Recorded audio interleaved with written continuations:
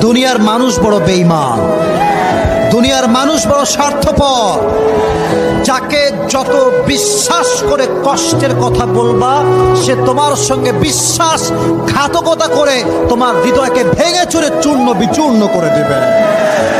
মানুষের কাছে যত বেশি আশা করবা, তত বেশি কষ্ট পাবা।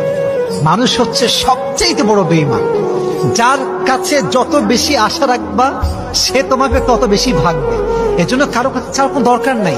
প্রত্যেকটা সময় মোনাজাত করে হাত তুলে দোয়া করবা একজনের কাছে। তিনি কে? এই মায়াটা হচ্ছে এমন একটা জিনিস, পৃথিবীর সবচেয়ে শক্তিশালী মানুষকে যে জিনিসটা কাবু করে ফেলে, এটার নাম হচ্ছে মায়া।